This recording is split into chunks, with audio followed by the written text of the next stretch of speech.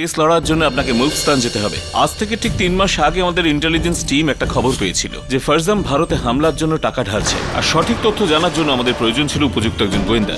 তো আমাদের কাছে সুনয়নার থেকে ভালো আর কেউ ছিল না। তো সুনয়না নিজের নাম বদলে গুলনাজ নামে ফারজামের বাড়িতে চাকরানির কাজ করতে থাকে। মিস্টার কেডি, গত পরশু পর্যন্ত আমাদের মিশন একদম ঠিক চলছিল। জানি না কি করে হঠাৎ করেই ফারজাম খুন হয়ে যায়। ইনি ভারত থেকে এসেছেন এই মেয়েটার প্রাণ বাঁচানোর জন্য, আর ওই যে পাশে দাঁড়িয়ে আছে যে ছেলেটা, সে এর ভাই। আমার চোখের সামনে আমার ভাইপোকে চাকু দিয়ে কুপিয়ে কুপিয়ে খুন করা হয়েছে। আমি ওনাকে খুন করে পালাতে দেখেছিলাম। জনাব, এখনো পর্যন্ত একজনও এরকম সাক্ষী নেই যে পরিষ্কার এই গুলনাজকে খুনটা করতে দেখেছেন বা ওকে ওখান থেকে পালিয়ে যেতে দেখেছেন। খুনের সময় কোথায় ছিলে তুমি? আমি প্রত্যেক সন্ধেবেলায় বাগানে যেতাম আর এখানকার সব খবর ইন্টেলিজেন্স টিমকে পৌঁছে দিতাম।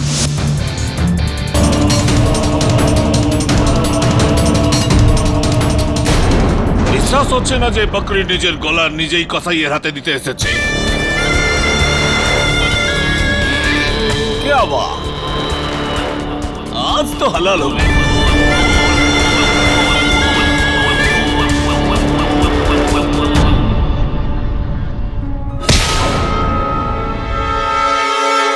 वकील, তুই তো গেলি।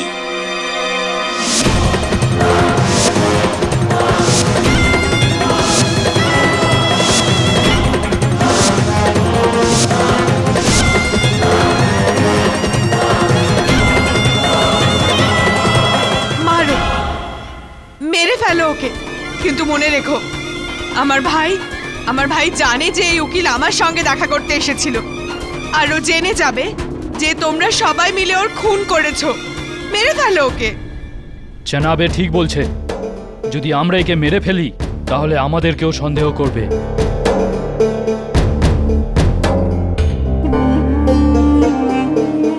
এটাকে নয়, তো এই দুটোকেই বরং খতম করে দিই, এটাকে আর এটার ভাইটাকে। পুরা মামলাই খতম হয়ে যাবে। চলো, নিয়ে চলো একে। চল।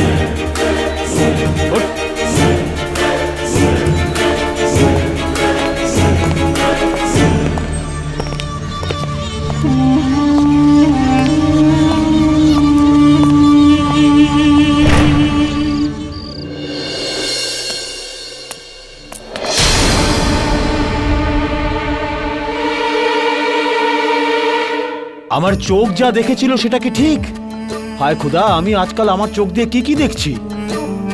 লাহুল ওয়ালাকুল ওয়াতা ইল্লা ইল্লাহ।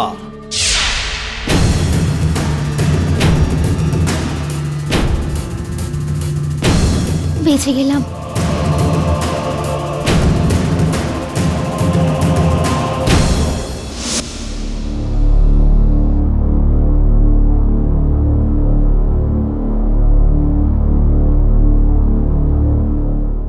খুনটা এখানে হয়েছিল।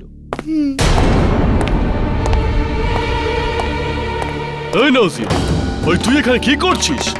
আগে আমি ওই ঘর পরিষ্কার করতে এসেছিলাম। আরে যখন মালিকই নেই, ঘর পরিষ্কার করে কি হবে? কেন সময় নষ্ট করছিস?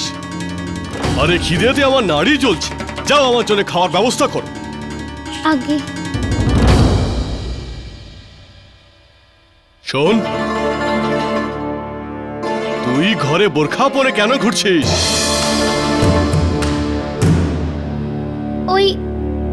ওই আমি তেল আনতে বাইরে গিয়েছিলাম আর সোজা এখানে চলে আসি, একদম মাথায় ছিল না। আরে এই আদালতের চক্করে তো সবার মাথা খারাপ হয়ে গেছে। কাল সকালে আবার আদালতে যেতে হবে। আরে নাজি বিবি, তুমি যাও, আমার জন্য খাবার ব্যবস্থা করো। আপনি যান, আমি এক্ষুনি খাবার দিচ্ছি। তাড়াতাড়ি যাও, আমার খিদে পেয়েছে।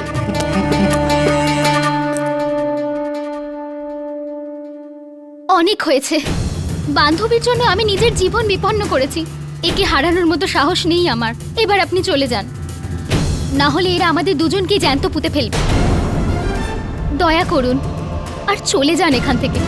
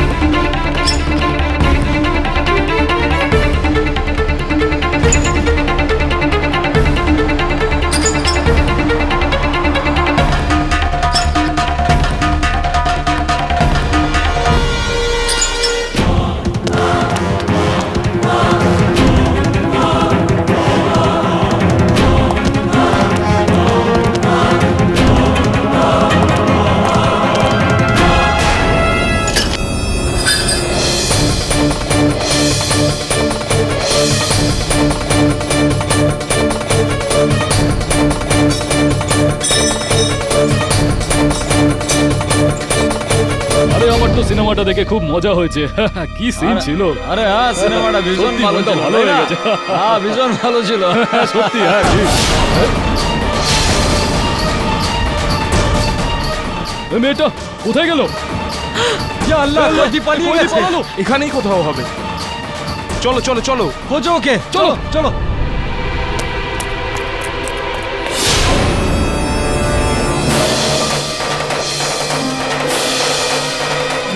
আরে তুমি এখান থেকে পালিয়ে যাবে কোথায়? তুমি আমার থেকে পালিয়ে যাবে কোথায়? হ্যাঁ?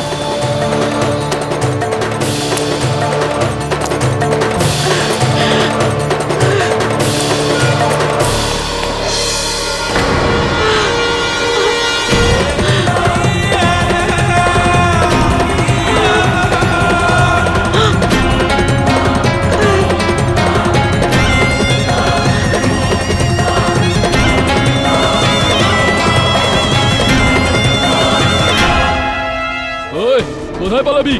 বল কত দূর পালাবি? ছেড়ে দাও আমায়। আরে ভাই, নিয়ে ছাড়ো। চলো ওকে ভিতরে, নিয়ে চলো। চলো। চলো চল চল যেতে দাও আমায়। চল।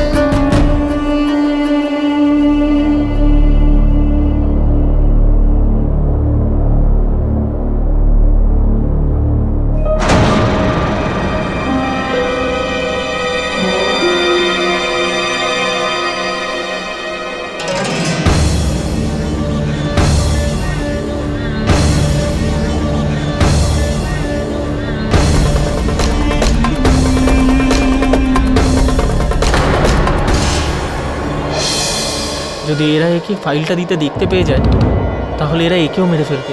আমি ফাইলটা নিয়ে পালাই। ওই দাঁড়া, নাহলে গুলি মেরে দেবো। ওই খবিজের বাচ্চা, দাঁড়া! আরে দাঁড়া দাঁড়া!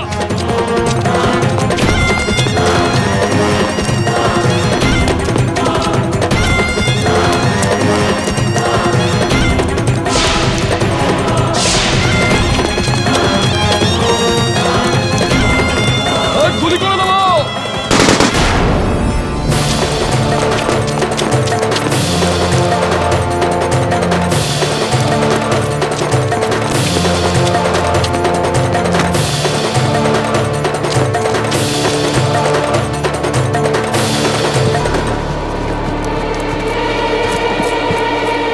কোথায় গেল? ওদিকে গেছে বোধহয়। চলো।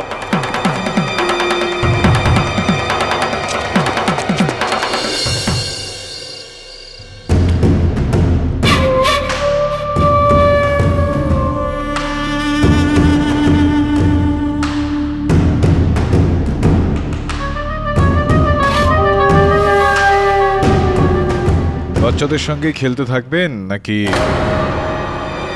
বড়দের সঙ্গেও খেলবেন? এই, তুই চুপ করে বসে থাক আর নিজের মুখ বন্ধ রাখ, নইলে তোর মুখে কাপড় ঢুকিয়ে দেবো। হ্যাঁ, কেন ভয় পায় নাকি আপনাদের জনাব? নাকি নিজেদের উপর বিশ্বাস নেই আপনাদের? খেলুন না, দুই এক হাত আমাদের সঙ্গেও খেলুন। যদি আমি জিতে যাই তো ছেড়ে দেবেন, আর হেরে গেলে তো আজ নয়তো কাল মেরেই ফেলবেন আমাকে। জনাব, আপনি এনার কথায় ভুলবেন না। এ খুবই চালাক একটা মানুষ। এ আপনাকে তাতাচ্ছে। চুপ!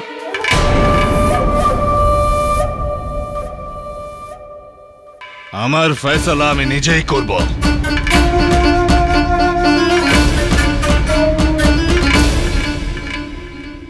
এসো।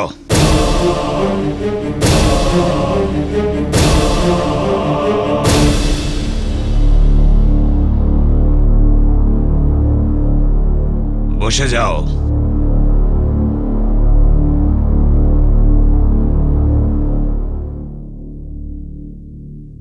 প্রাণের বাজি ছাড়া আর কিছু হবে না।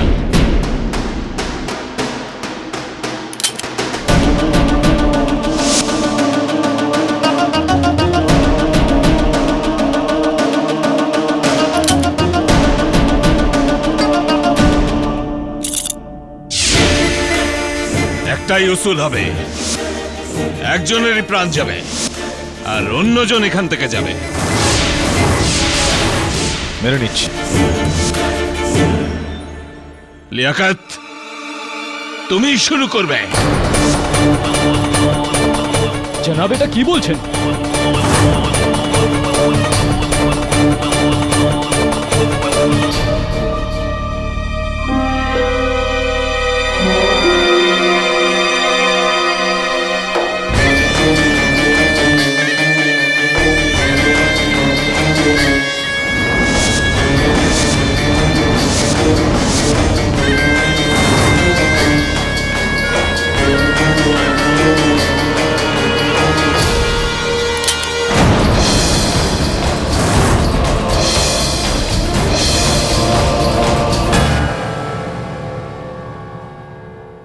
কি হলো?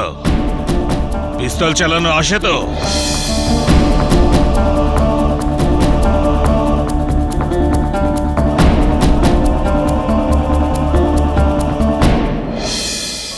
एक गोली, 5 ফায়ারিং। দেখা যাক ভাগ্য কার সাথে থাকে।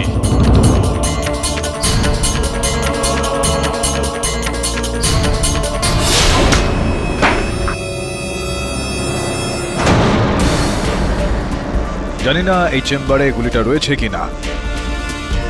যদি না থাকে তো বেঁচে গেলে, যদি থাকে তো গেলে। বন্ধুগুলো নিচে নামিয়ে ফেললে খুব ভালো হয়। ধন্যবাদ। আপনারা তাস খেলাটা চালিয়ে যান। আপনাদের জনাব আর আমি একটু খোলা হাওয়ায় ঘুরে আসি। চলুন।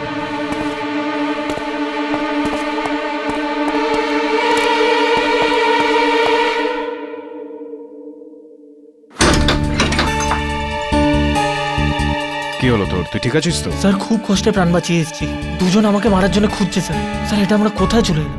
এখানে তো প্রাণে মারতে চাইছে। কাজটা তো কাজই বলুন, করতে তো হবেই। জানা গিয়েছে এটা যে সুনয়না আর গুলনাজ খুনের সময় বাগানে ছিল। স্যার তাহলে তো সোজা ব্যাপার। এই কথাটা কাল আদালতে প্রমাণ হয়ে গেলে তো? বলতে পারবে না। ও বাগানে বসে সেদিনকে ইন্ডিয়ার টিমকে খবরাখবর দিচ্ছিল।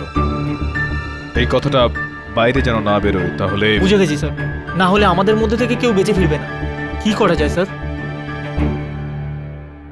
সুনয়নাকে বাঁচানোর জন্য মোবাইল ফোনের একটা দরকার পড়বে। বুঝিয়ে বলছি। তুই আগে এটা বল, তুই কি কি খবরাখবর নিলি? কি জানতে পারলি তুই? হ্যাঁ স্যার, ওনাদের ব্যবসার হিসাব স্যার, পুরো খাতাটা আছে। কিন্তু অদ্ভুত স্যার, কিছু বুঝতে পারছি না। আর কিছু ছবি আছে স্যার, এই দেখুন।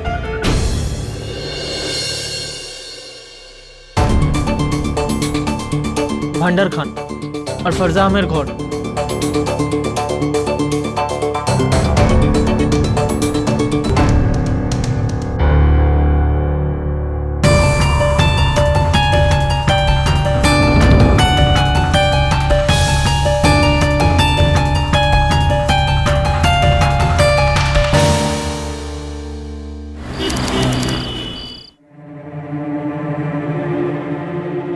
মুলকিস্তানে যে দূতাবাস আছে সেখান থেকে কোনো খবর আসেনি? এখনো পর্যন্ত কোনো খবর আসেনি স্যার। আমি জানতে চাই যে আজ আদালতে কি হয়েছে। মাফ করবেন স্যার, ওদের কাছেও কোনো খোঁজ খবর নেই স্যার। এমনকি ওরা এটাও জানে না যে ওই আদালতের কাজকর্ম কোথায় হচ্ছে। কিন্তু স্যার, কেডি ওই জায়গাটার খোঁজ পেয়ে গেছে। শুধু এটাই নয়, ও সমস্ত মানুষকে মানিয়ে নিয়েছে আর সুনয়নার কেসটাও লড়ছে। এটা প্রমাণ করো যে এই মেয়েটা নির্দোষ। ওকে, মেনে নিচ্ছি। আমি জানি না কেডি আর তার সহকারী কোথায় আছে।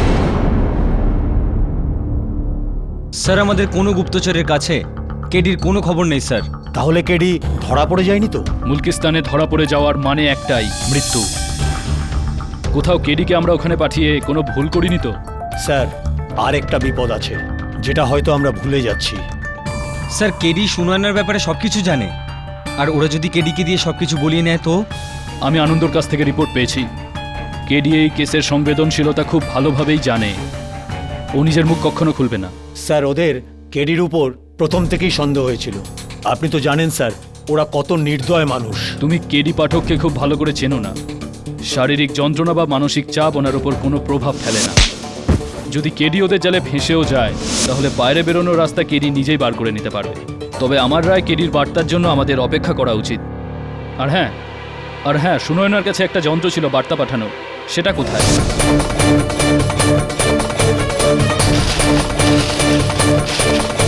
স্যার ওটার সিগন্যাল আমরা হাকামির বাড়ি থেকে পাচ্ছি। মনে হচ্ছে সুনয়না ওই যন্ত্রটাকে ওখানেই কোথাও লুকিয়ে রেখেছে। কোনো প্রকারেই ওই যন্ত্রটা যেন ওদের হাতে না পড়ে, তাহলে ওরা সুনয়নার ব্যাপারে সব কিছু জেনে যাবে।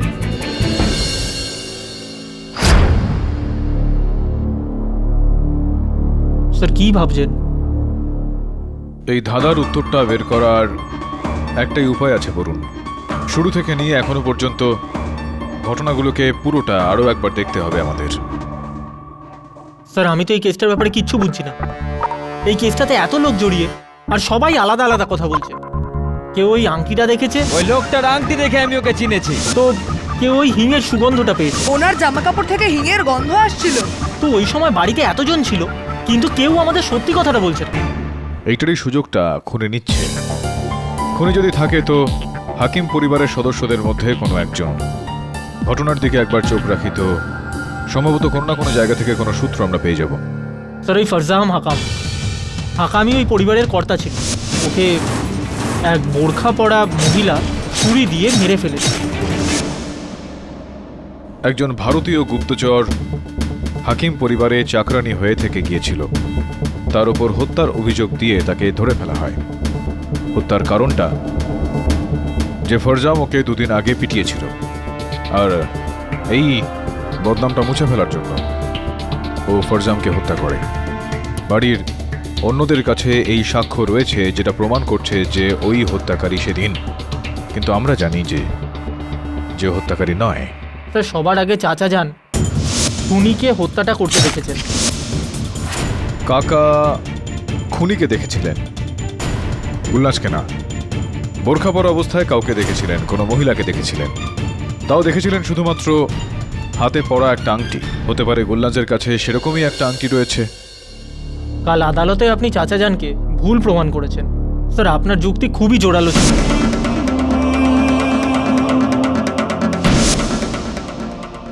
ফিরে আসছি আবার। হত্যাকারী হত্যা করার পর সেখান থেকে পালিয়ে যায়, আর বাড়িতে দেখতে পায় আরেকজন কাজের লোককে, নাজিয়া। আর সেখানে নাজিয়া বোরখা পরা অবস্থায় কাউকে দেখতে পায়। এটা অদিতি খোঁড়াচ্ছিল। ফরজামের মার খেয়ে গুলনাজের পায়ে চোট লেগেছিল, সেই জন্যই ও ল্যাংড়া ছিল। এক্স্যাক্টলি। নাজিয়া সেদিন যাকে খোঁড়াতে দেখেছিল তাকেই গুলনাজ ভাবছিল, কেননা গুলনাজ খুঁড়িয়ে চলে। আমার এরকমটা মনে হয় যে হত্যাকারী জানতো যে গুলনাজ খুঁড়িয়ে হাঁটছিল, সে কারণে ও খুঁড়িয়ে হাঁটছিল এটা প্রমাণ করার জন্য যে ওই গুলনাজ। আর তারপর এহজাজ খুনিকে ধরার চেষ্টা করেছিল, আর খুনির সাথে ধাক্কা লাগার সময় ও খুনির গায়ে হিঙের গন্ধ পেয়েছিল। স্যার গুলনাজ যে ঘরে থাকতো সেখানে হাকামি পরিবার হিং রাখতো, সেই জন্য এখন এহজাজের মনে হয় যে গুলনাজই খুনি। আর তারপর আরমান যে দরজা ভেঙেছিল আর গুলনাজকে রক্ত লাগা বোরখার সঙ্গে ধরেছিল। হ্যাঁ, কিন্তু গুলনাজের বক্তব্য হলো যে যে সময় হত্যা হয় ও বাগানে ছিল, গুপ্ত তথ্য পাঠাচ্ছিল বাইরে। খুনি সম্ভবপর এটা যে দরজা দিয়ে ভেতরে ঢুকেছিল আর জানালা দিয়ে বাইরে যায়, ঠিক সেইভাবে যেভাবে গুলনাজ যাতায়াত করত। বাট স্যার খুনি দরজা দিয়ে ভেতরে কি করে আসবে? দরজাটা তো গুলনাজ জানলা দিয়ে লাফানোর আগে বন্ধ করে দিয়েছিল।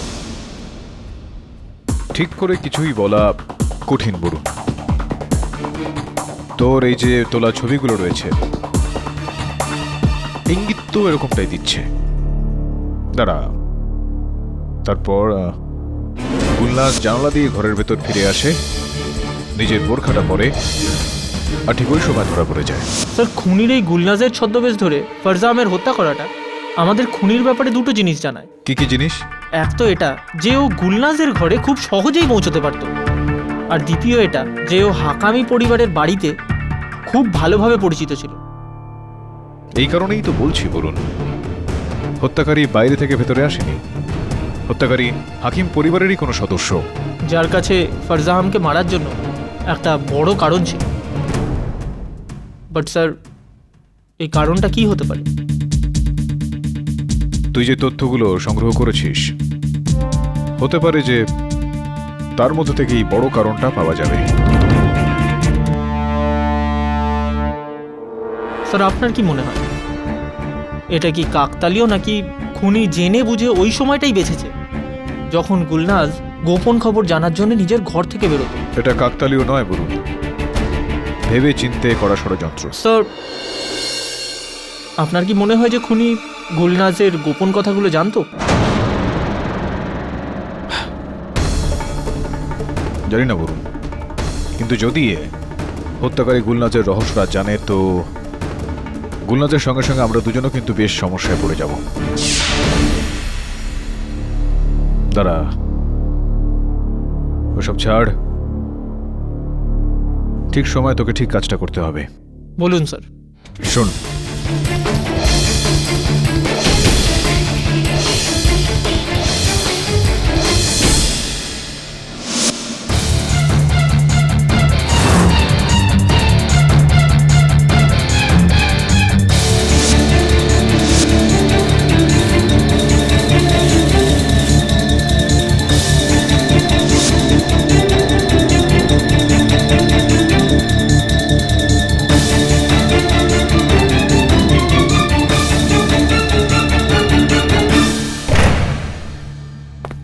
এর আগে তোমার চালাকি তোমার মৃত্যুর কারণ হয়ে যায়, এটা বলো।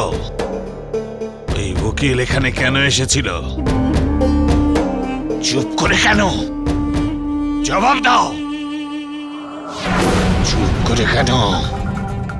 জবাব দাও। আমি উত্তর দেওয়াটা প্রয়োজনীয় মনে করি না। একটা কথা মনে রাখবি মেয়ে, আমরা অপরাধীদের কখনো ক্ষমা করি না।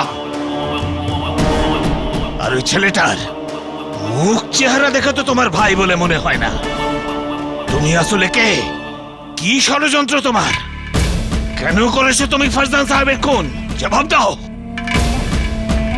এই ভাষায় তুমি বুঝবে না।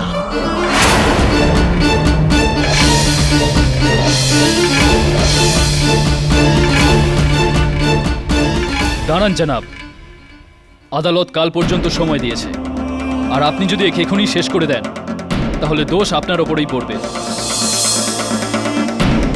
আর এমনিতেও ওই উকিলটা আমাদের কাছ থেকে পালিয়ে গেছে। আমাদের যা কিছুই করতে হবে খুব ভেবেচিন্তে করতে হবে।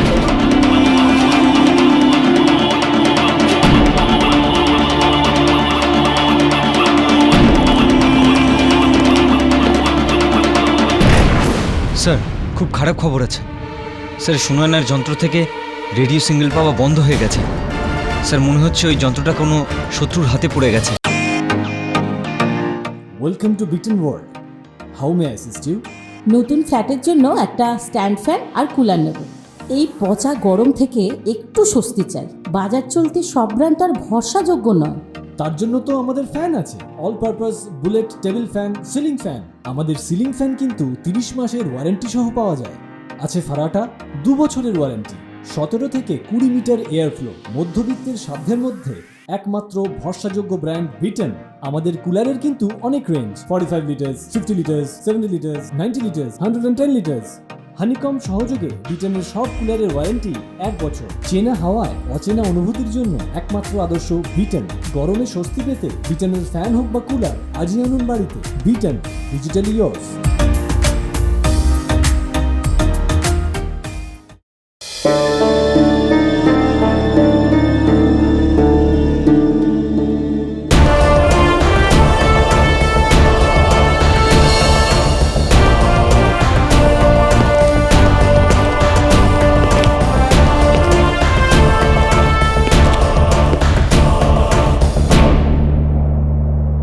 আরে কেডি, এটা কি হয়েছে?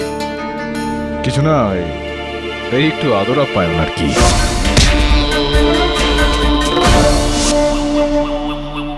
কি করেছো এটা?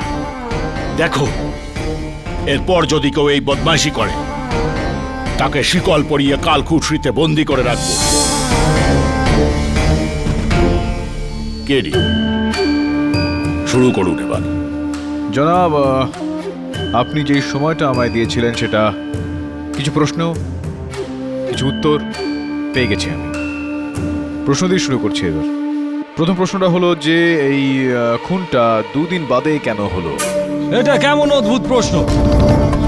গুলনাজের বদলা নেওয়ার ছিল, ও চাকু মারলো আর বদলা নিয়ে নিল, বাস। এখানেই তো প্রশ্নটা, যে ছুরি মারলো তো 2 দিন বাদে কেন? যেদিন ওকে মারা হয়েছিল সেদিনে ওই প্রতিশোধটা নিতে পারতো, তারপরের দিন 2 দিন পরেই কেন? আর আমার এরকমটা মনে হচ্ছে যে এই প্রশ্নটার উত্তর নাজিয়া বিবির কাছে হয়তো রয়েছে। আমি ওনাকে রাখতে চাইবো। নাজিয়া বিবিকে ডাকা হোক।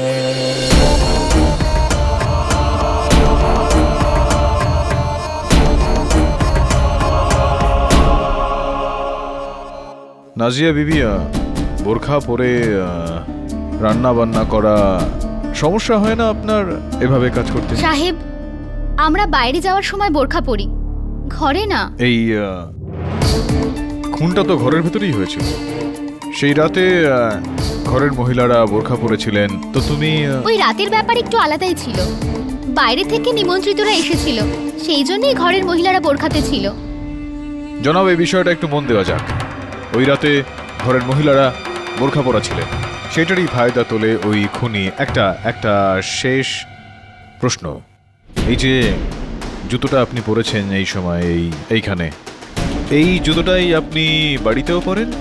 আগে না, এটা আমরা বাইরে বেরোনোর সময় পরে থাকি, ঘরে তো সব সময় চপ্পলই পরে থাকি। সমস্ত মহিলারাই বাড়িতে চপ্পল পরেন? আগে মুনসেফ বাবু, আমার এই মুহূর্তে প্রশ্ন যে এই সময় গুলনাজ কিরকম জুতো পরে আছেন? ও বাড়িতে অন্যান্যদের মতো চপ্পল পরে থাকেন নিশ্চয়ই। এই ঘরে, নিজের ঘরে ধরা পড়েছিলেন, তো জুতোটা কখন পরলেন উনি? জেলে তো জুতোটা পাল্টাতে পারবেন না, কি বলেন? আরে এইসব এখানে কি হচ্ছে? যতদূর আমি জানি এটা হলো একটা খুনের কেস। আরে এখানে তো দেখছি জুতো চপ্পলের উপরেও কথা হচ্ছে। কেডি, কি হলো? এটাই প্রমাণ করতে চাইছে আমি মুনসেফ সাহেব, যে যেই সন্ধ্যায় খুন হয় সেই সন্ধ্যায় আমার মক্কেল ঘরের ভেতরে ছিলেন না, বাইরে ছিলেন, বাগানে।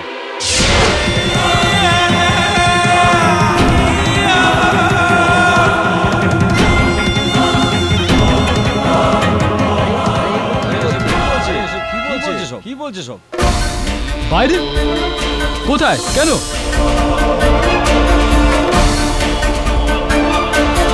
আমি ঘরের বাইরে বাগানে ছিলাম, আর এখানকার সব খবরাখবর ইন্টেলিজেন্স টিমে পৌঁছতাম। আর এই কথাটা তো আমি কোনো অবস্থাতেই বলতে পারবো না। কেডি, তুমি চুপ করে কেন? বলো।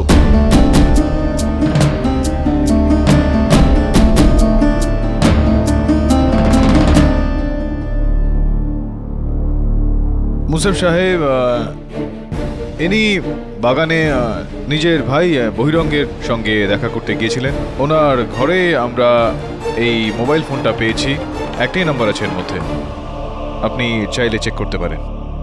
এই নিন, আপনি নাম্বার ডায়াল করে চেক করে নিন।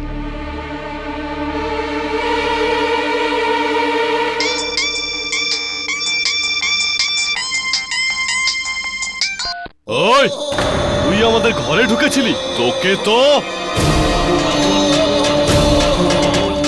এই তুমি কি করছো? ছেড়ে দাও, ছেড়ে দাও।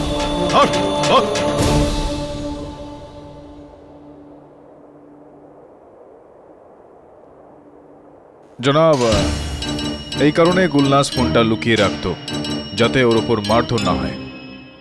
কি যাতা বলছে জনাব? যদি গুলনাজ বাইরে থাকে তো দরজা ভাঙায় ও ভেতরে কি করে ধরা পড়লো? আর খুনি বাইরে কি করে গেল? আর খুনি বাইরে গেল সেটা বুঝতে পারছি, কিন্তু গুলনাজ আবার কি করে ভেতরে এলো? জানলা দিয়ে জানাব। গুলনাজের বাগানে যাওয়া, ফোন করতে, চিৎকার শুনে ভেতরে আসা, আর খুনির ওখান থেকে পালিয়ে যাওয়া, ফেরার হওয়া, এসব ওই ভাড়ার ঘরের জানালা দিয়ে হয়েছে। আচ্ছা, এই কারণে জানলা খোলা ছিল? তাই তো আমি ভাবছিলাম এত ঠান্ডায় ওনার হাওয়ার কিসের দরকার পড়ছিল। এটা প্রমাণ আমার কথার যে জানালাটা খোলাই ছিল। তাহলে জনাব রক্তে মাখা যে বোরখাটা ছিল তা এই মহিলাটা পড়েছিল, ওটার কোনো মানেই নেই তার মানে? ঘরের ভেতর অন্ধকার ছিল জনাব। ইনি চিৎকার শুনে ভেতরে আসেন। বাইরে দরজা কেউ ঠকঠক করছিল। খুনি ওখানেই বোরখাটা রেখে পালিয়ে যায়। অন্ধকারে উনি দেখতে পারেননি যে ওই বোরখায় রক্ত লেগে আছে। দরজাটা খোলার জন্য উনি বোরখাটা পরেন আর দরজা খোলেন, আর খুনি ওনার অপেক্ষা করছিলেন। জনাব, খুনি কি করে জানতে পারলো যে গুলনাজ বোরখা খুলে বাইরে কখন গেল? ও কি ঘরের মধ্যে ক্যামেরা লাগিয়েছিল? আগে না, ক্যামেরা উনি লাগাননি জনাব। খুনি ওখানেই উপস্থিত ছিল, ওই ঘরের মধ্যে। এই হিঙের কৌটোটার পিছনে লুকিয়ে রাখা। আর যেরকমটা আমাদের সাক্ষ্য ইজাজ বলছিল যে খুনির গা থেকেই হিঙের গন্ধটা আসছিল, সেটা এই কারণে। তোমার কথা যদি মেনেও নি যে ও ওই ঘরে লুকিয়েছিল, তাহলে ওই ঘরে স্বপ্ন দেখছিল, প্রার্থনা করছিল যে ও বাইরে কখন যাবে, হ্যাঁ? আর খুনি কি করে জানতে পারবে? না, প্রার্থনাও তিনি করছিলেন না, কোনো স্বপ্ন উনি দেখছিলেন না।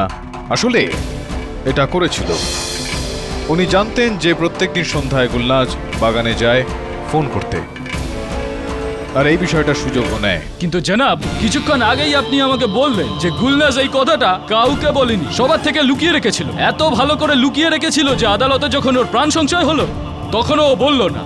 তো এই কথাটা কেউ কি করে জানলো? খোঁজ খবর ছিল জনাব, অন্য কারোর কাছে খোঁজ খবর ছিল।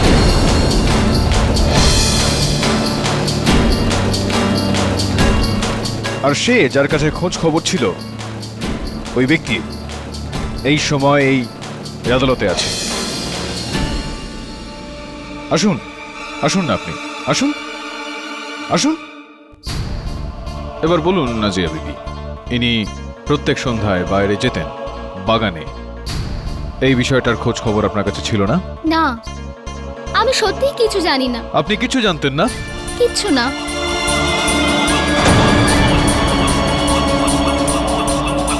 বলো, কি জানো? বলছি বলছি আমি জানতাম, আমি সবসময় একে বাইরে যেতে দেখতাম। আপনি ওকে বাইরে যেতে দেখেছিলেন, তো আপনি এটা জানার চেষ্টা করেননি যে ও কোথায় যায় বাইরে?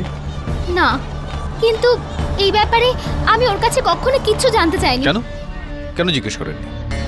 সাহেব, কোনো সুন্দরী যুবতী মেয়ে রাতের অন্ধকারে যদি বিনা বোরখাতে বাইরে যায়, তাহলে তার একটাই উদ্দেশ্য থাকে। আমি মনে করি ওর কোনো প্রেমিক আছে যার সাথে ও রোজ লুকিয়ে লুকিয়ে দেখা করতে যায়। আমি কি করে জানবো যে এর ভাই আছে? কিন্তু আমি কোনো খুন করিনি। এক মিনিট জনাব, আমি আপনার কথাই আবার বলছি।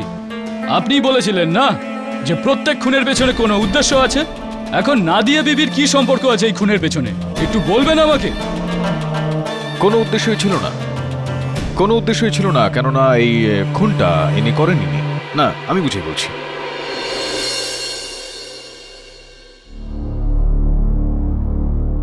মুনসেফ সাহেব, খুনের কারণ আর আসল খুনির পরিচয় এই ফাইলে রয়েছে।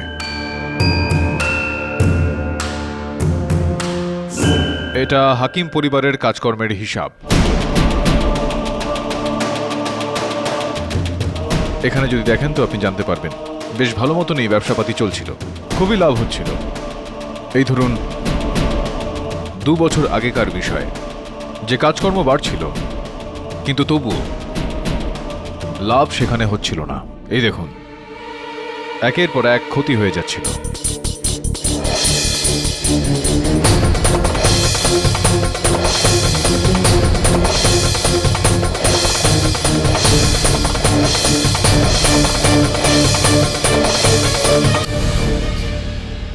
এটা কি অর্ডার বেড়ে চলেছে, টাকা আটকে গেছে, লাভ কোথায় হচ্ছে?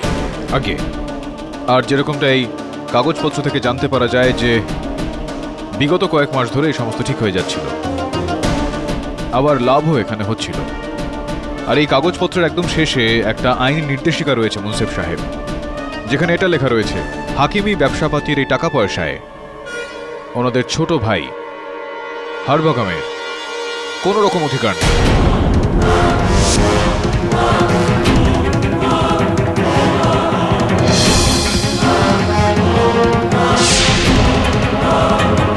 আসুন আসুন আসুন।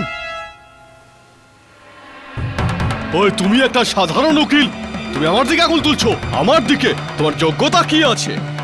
এই আপনার বড় ভাই ফরজান হাকিম সাহেব আপনাকে এই ব্যবসা বাণিজ্য থেকে বাইরে বার করে দিয়েছিলেন আর আদালতের থেকে আদেশও এনেছিলেন। কেন করেছিলেন উনি এরকম? আরে পাগল ছিল আমার দাদা, পাগল। সমস্ত টাকা মদার জুয়াতে উড়িয়ে দিতে চেয়েছিল। আমি ওকে মানা করেছিলাম, মানা। ও আমাকে বেদখল করেছিল। উনি এরকমটা করেছিলেন। যদি আপনার নীতি, আপনার স্বচ্ছতা থাকতো তাহলে উনি এরকমটা করতেন না, কিন্তু উনি এরকমটা করেননি। আপনি মিথ্যে কথা বলছেন। সত্যিটা হলো এই মুন্সিফ সাহেব, যে হাকিম পরিবারের টাকা পয়সা ইনি বাইরের দেশের হিংসাত্মক ঘটনার উপর কাজে লাগাচ্ছিলেন।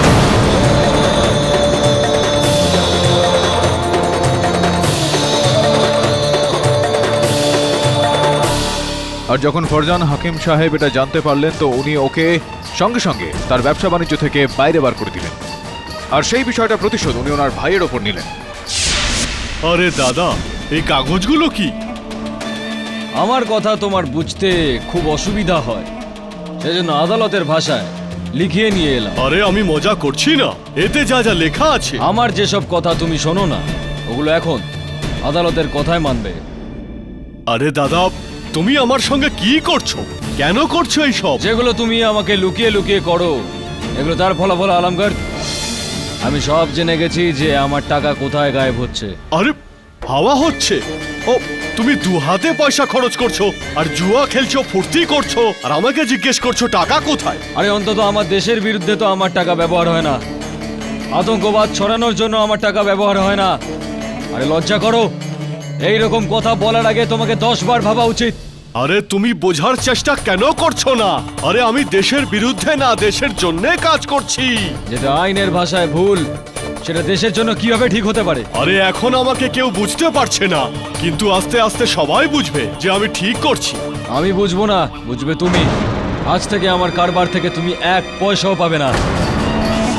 যদি তোমার টাকা দরকার হয় তাহলে কাজ করো আর কামাও। ও, আমি কাজ করব? হ্যাঁ, তুমি করবে, নাহলে নিজের ব্যবস্থা নিজে করে নাও। আরে আমাকে ধমকানোর যোগ্যতা নেই তোমার, নিজের মুখ সামলে কথা বলো।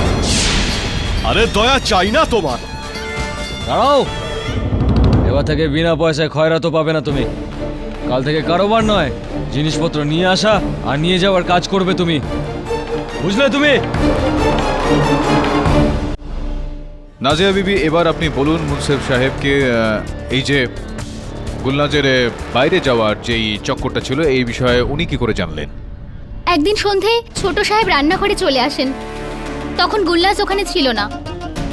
উনি তখন ওর সম্পর্কে জানতে চান, আর আমাকে বলতেই হয়।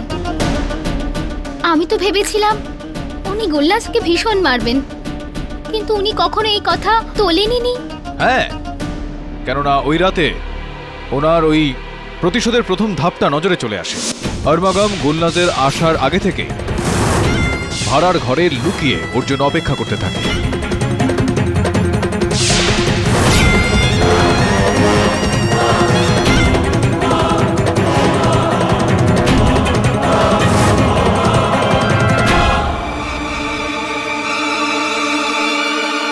আর গুলনাজ বাইরে বেরিয়ে যেতেই আরমাগাম ওর বোরখাটা পরে নেয় আর গিয়ে নিজের ভাইকে হত্যা করে ফেলে।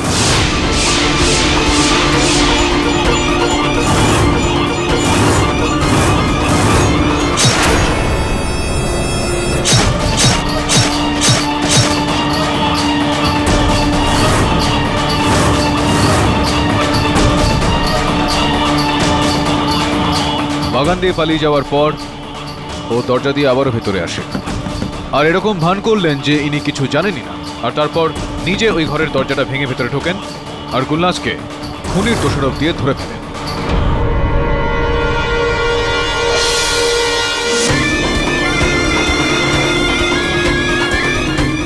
কি হয়ে যাস?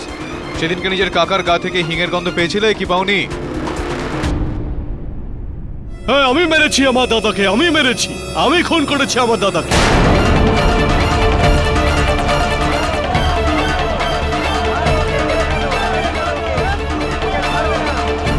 আমার দাদা আমাকে চাকর বানিয়ে রাখতো, আমি আমার দেশের জন্য কাজ করতাম, আর ও জুয়া আর মদের সমস্ত টাকা উড়িয়ে দিত। আমি আমার দেশকে সব থেকে শক্তিশালী দেশ বানাতে চেয়েছিলাম, এই জন্য মেরে দিয়েছি আমার দাদাকে। মুনসেফ সাহেব, উনি দোষ স্বীকার করে ফেলেছেন। আমি আদালতের কাছে আবেদন করব আমার মক্কেলকে নির্দোষ বলে সসম্মানে মুক্তি দেওয়া হোক।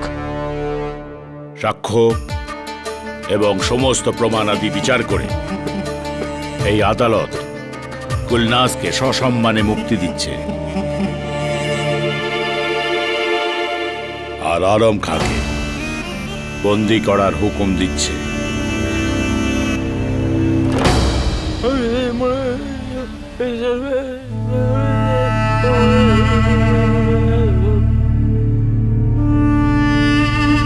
কেডি পাঠক, আল্লাহ তোমার সহায় হন। আল্লাহ হাফিজ।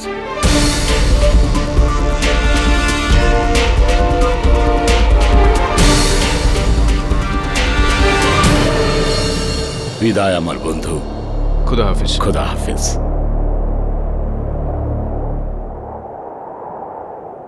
ভাই বোনকে একসঙ্গে দেখে বেশ ভালো লাগছে। আমার সহায়ক বরুণের সঙ্গে তো আগেই দেখা হয়েছে। হ্যাঁ, হে ভগবান, আমার যন্ত্রগুলো তো এখনো ওদের বাড়িতে ওখানেই থেকে গেছে। যদি কারোর হাতে পড়ে যায় তাহলে তো সে 2 মিনিটেই জেনে যাবে যে। চিন্তা করার কোনো দরকার নেই, ওই যন্ত্র আমাদের কাছে আছে, সুরক্ষিত।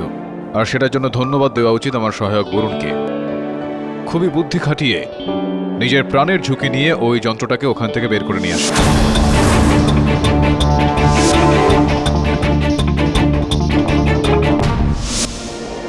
থ্যাংক ইউ, ধন্যবাদ আপনাকে, অনেক অনেক ধন্যবাদ।